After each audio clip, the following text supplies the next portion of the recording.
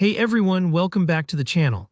If you've ever wondered how to accurately calculate your risk when trading futures, especially using powerful platforms like TradingView or TopStep, then you're in the right place.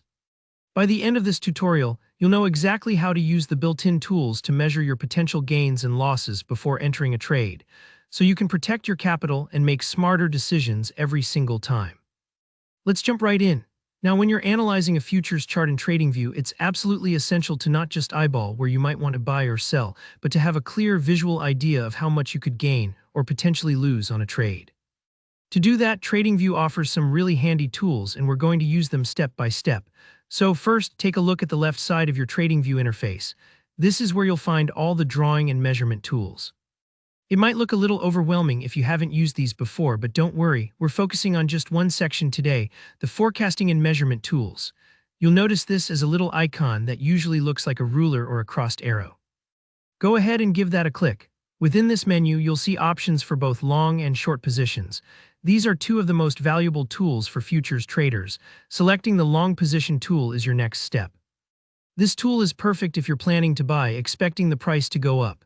Once you've clicked it, move your mouse over to your chart, ideally on the futures contract or market you want to trade.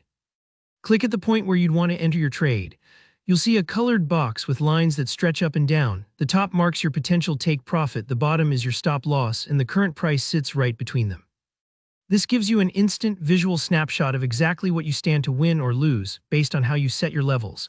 Take a moment to experiment here. You can drag the upper and lower lines to where you'd realistically take profit or cut your losses. Notice how, as you adjust these, the box updates in real time to show your potential risk-to-reward ratio. This is super helpful for planning your trades and for making sure you're sticking to your risk management rules, even before you put any money on the line. Now let's look at the other side, the short position tool.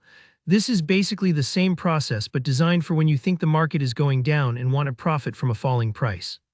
Select the short position tool from the same menu, and then click on the chart where you'd want to enter a short trade.